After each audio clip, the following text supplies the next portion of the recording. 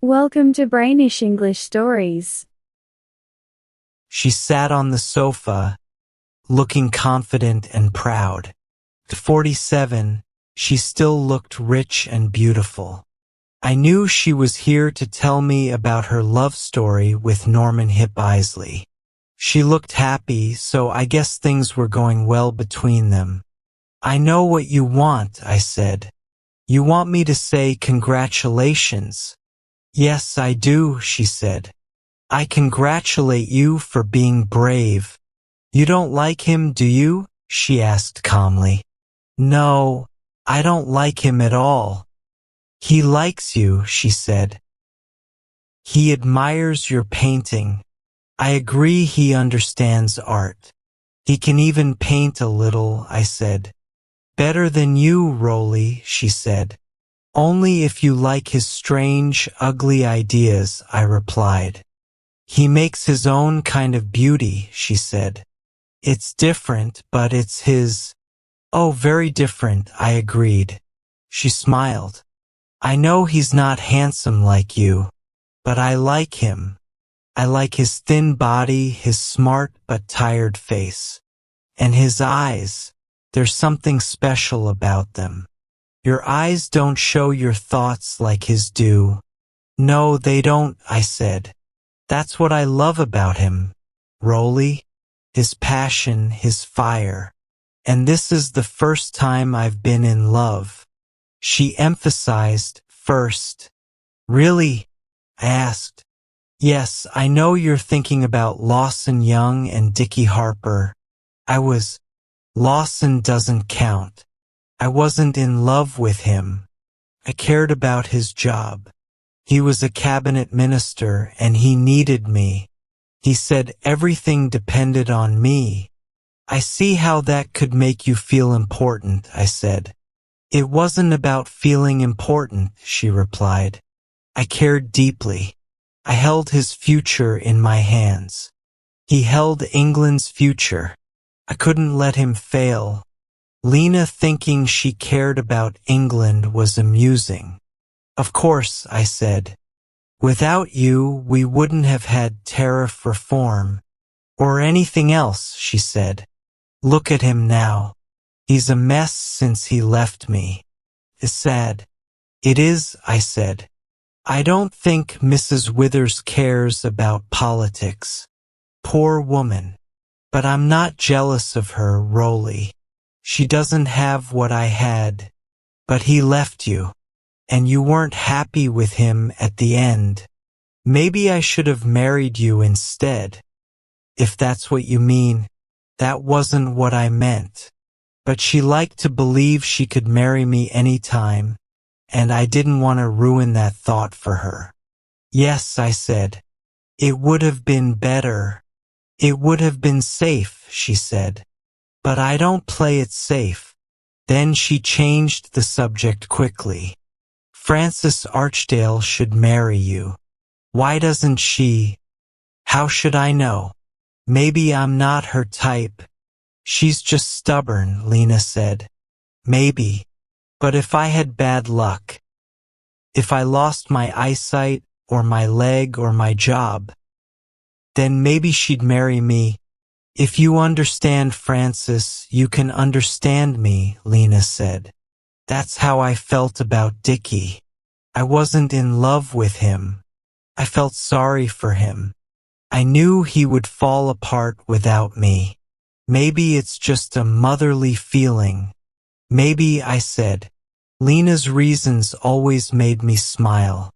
They weren't deep or fancy, but she wanted you to think they were. "So, you see," she said, "the others don't matter. Nori is my first real love. I thought he might also be her last." She was giving him all her love, even though it seemed silly to think she could keep him. I felt I had to warn her. "If you're ready to take the risk," I said. "He won't stay with you, Lena." "Why not?" she asked. I couldn't say. "Because you're 13 years older than him." That would hurt her feelings, and she didn't even look older than his 34 years. Instead, I said, because he's not the type to stay. He's not a good man. He's not bad, Rowley. His father is Sir Gilbert Hip Isley from Leicestershire. He's bad in his character, Lena. He's slippery. He escapes things. You'll never keep him. And you're not his first love. I don't care, she said, as long as I'm his last. I stared at her. She really believed he would stay loyal. But I knew he couldn't stick to one thing. He painted, he wrote, and he acted.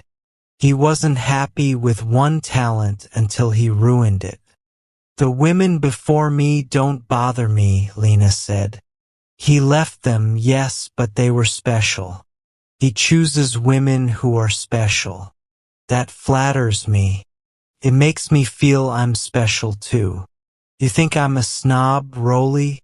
I think you don't mind coming after Lady Willersey. Well, she said, if I must follow someone. True, I said. Are you explaining your reasons to me? Yes, if you want reasons. But I don't need them. I love him without reason. And she did. She loved him wildly, deeply, without logic. She loved him completely, even when it didn't make sense. That was Lena. Her love was big, passionate, and unshakable. Lena stood up, wrapping herself in her beautiful, wild look. Her shiny dress and red fox fur made her seem fierce and grand. The room still smelled like her perfume after she left. She managed to keep Nori for a year, holding on tight. I couldn't understand why she loved him. His face looked tired and worn from too much makeup. He moved like a snake, which might have attracted her. I could see why he liked her.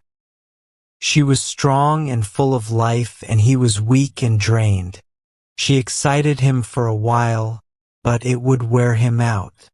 They lived together for 2 years, which wasn't so surprising when you thought about her money. Her rich uncle had left her a lot, and while Lena didn't care about money, she knew how to use it to keep Nori. She bought a big house with a studio for him, got a fancy car, and hired the best cook. She held beautiful dinner parties, inviting important people who could help Nori's career. He enjoyed the luxury even though he acted like he didn't care. But by the time Lena turned 49, she started to worry. She felt old and scared that Nori would leave. I told her not to let him see her fear, but she said she couldn't hide it. She was too open. She became jealous of every woman he talked to, especially the models he painted. She even stayed in his studio while they posed until he got angry and made her leave. She was relieved to find they didn't matter. They weren't his type. When Nori gave up painting and started writing again, she worried more. Writing took all his focus, leaving little attention for her. Worse, he said he needed a secretary. To stay safe, Lena chose one herself. She brought the woman, Ethel Reeves, to meet me. Ethel was small, dark, and serious, wearing plain clothes. Lena thought her ordinary looks would keep Nori uninterested, but it didn't help. Outside the house, Nori spent time with Sybil Fermor. Lena told me everything, hoping I'd say something to make her feel better. You know him, Rowley, she said. Lena sat with me, looking upset but trying to stay strong. She talked about Nori and Sybil Fermor, saying she knew how he spent his time. How do you know? I asked. Ethel tells me, she said. Does she spy for you? Well, if he uses her, why shouldn't I? She replied. I suggested Sybil might be using Nori, not the other way around. Lena thought about it and decided that didn't make sense. But my words cheered her up. She powdered her nose, said I was kind, and left feeling better. Later, when a divorce case involving Letty Granville came up, Lena realized I was right about Sybil. But soon, Lena thought it was Lady Hermione Nevin who was involved with Norrie. She said Hermione had bought one of his paintings, which must mean something. I told her Hermione was engaged to Billy Craven and wasn't interested in Norrie. Once again, Lena thanked me for making her feel better. But then Barbara Vining appeared, a young girl of 19. Barbara was beautiful in a soft, innocent way, with golden hair and a face like a little deer. Lena knew she couldn't compete. I'm done for, she said. What chance do I have at 49 against her? Barbara became a regular at Lena's house, playing tennis, eating Lena's food, and spending time with Norrie. Lena even let her stay over and go on drives with him. She said, I want him to be happy, even if it means Barbara. She tried to accept it but was miserable. Lena often came to me looking pale and tired from crying. She stood in front of the mirror, putting on powder and saying, I'm ruining myself. I can't stop crying, and it's making me look older. I'm digging my own grave. Then she looked at me and said, You're the only man I can come to looking like this. I smiled and said, That's not very kind. It sounds like you think I don't care. Lena broke down one day. No one cares about me anymore, not even if my nose is red. But you, Rolly, you're kind. You make me feel like I still matter. She said Ethel, her secretary, didn't understand why she put up with Norrie. Ethel says if she were me, she'd never allow it. But she doesn't know what it's like. I'd rather have Norrie here with Barbara than not have him at all. Norrie stayed because of the comfort of Lena's house. He liked her wealth, her food, and her wines. When she annoyed him, he just locked himself in his studio. Lena didn't even worry about Ethel being alone with him. She trusted Ethel wasn't a threat.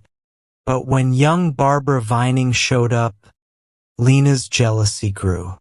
Barbara, only 19, was beautiful and full of life. Lena thought she had no chance. She let Barbara visit, play tennis, and spend time with Norrie, even though it hurt her. One day, Lena came to me looking happy for the first time in ages. She said she had been wrong about Barbara. Barbara had told her directly that there was nothing between her and Norrie. She didn't even like him. I wouldn't take him as a gift, Barbara had said. She only spent time with him because he was famous, and it made other women jealous. But I'd never hurt Lena, she told her, crying. Lena was relieved and happy again. She told me, I was so foolish with my jealousy. All these years, it was always me he cared about. Her happiness made her look younger and more beautiful. Even Norrie seemed to fall in love with her all over again. They were closer than ever, like a perfect marriage without the paperwork. Ethel stayed on as Norrie's secretary, quiet and efficient. Lena didn't need her as a spy anymore and hardly thought about her. If it weren't for the sound of her typewriter, Lena joked, you wouldn't even know she was there. For a while, everything seemed peaceful and perfect, up to the last. When Hip Isley died suddenly of heart failure in Paris, Lena was devastated. Ethel Reeves went to Paris to bring back his body and papers. After the funeral, Lena and Ethel went through his papers together. Lena, still grieving, talked about how Hip Isley had always been faithful to her. She said there had never been anyone else and apologized to Ethel for speaking about love, knowing Ethel had never experienced it. But Ethel snapped. "You think he kept your letters?" she asked. When Lena said he must have, Ethel replied, "No. He burned them. We burned them." Then Ethel dropped the truth. She had been Hip Isley's lover for 3 years. To prove it, she showed Lena her own letters from him. Ethel's hatred for Lena had grown over the years. Lena had dismissed her, treating her as harmless, even trusting her to stay with Hip Isley. That arrogance had fueled Ethel's revenge. It wasn't hard for Ethel to win Hip Isley over. He liked her sly, dark nature, just as he had once liked Lena's. Together, they had used Lena's jealousy to cover their secret. They even used women like Sybil and Barbara as distractions. In the end, Hip Isley stayed with Lena for her money and comfort, while secretly loving Ethel. Now Lena is a shadow of herself. She still visits me, speaking as if Hip Isley had been her one great love. Yesterday she said, "Rolly, I'm glad he's dead. At least now he's safe from her." But even she must doubt that now. Meanwhile, Ethel thrives. Her affair with Hip Isley made her confident and bold. She's often seen wearing dramatic outfits, her sharp features made striking with dark accents. She seems to glow with triumph, a reminder of the secret she finally revealed.